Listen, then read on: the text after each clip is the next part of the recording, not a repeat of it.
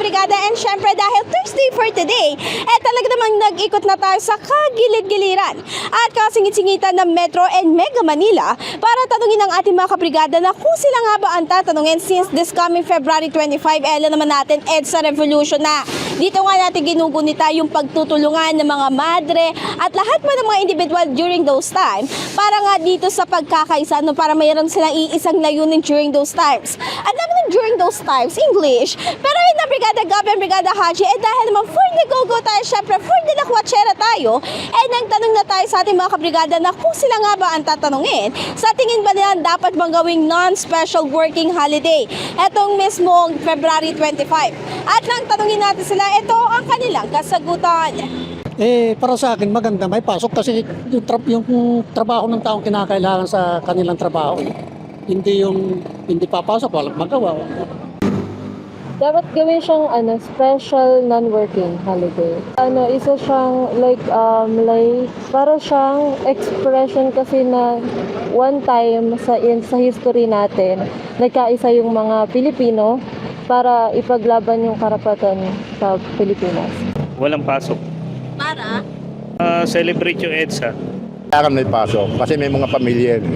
Kahit na EDSA Day, okay lang sir, dapat may pasok pa rin. May pasok pa rin kasi pag yan walang pasok, hindi naman hindi naman babayaran yan eh. At ito na nga na Brigada Gab and Brigada Haji, habang nag-iikot tayo, nasaktuhan natin ang masipag nating kabrigada na si Kuya Joben, Ayan na, happy morning Kuya.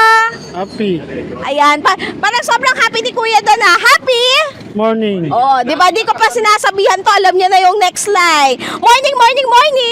Happy, Isa yun lang yung happy, di masyado. Sorry. Pero happy ka naman ngayon, Kuya. happy.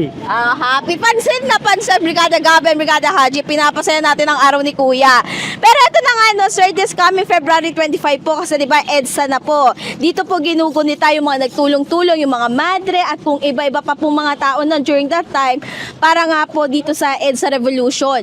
Kung kayo ang tatanungin, sir, sa tingin nyo ba, ano mas better? Dapat po ba may pasok dito o dapat wala pong pasok? Kumbaga, non-special working holiday. May pasok po. Bakit may pasok dapat, Kuya? Para may trabaho po. Para may kita po mga tao po. Bale, sir, paano kaya yung ng paggunita? Okay lang po ba kahit may pasok, ginugunita siya, ganon? Hindi ko nakapunta ako dyan. Oo. Pero ayun na nga na Brigada Gab and Brigada Haji, dahil si Kuya ay for the go-go, syempre bibigyan natin siya ulit ng ating Brigada Share for today. At ayan, Kuya, baka may gusto po pala kayong batiin, mga kaibigan, kapamilya, or whatever. Wala na po. Si Nanay, ayaw niyo po bang batiin ulit?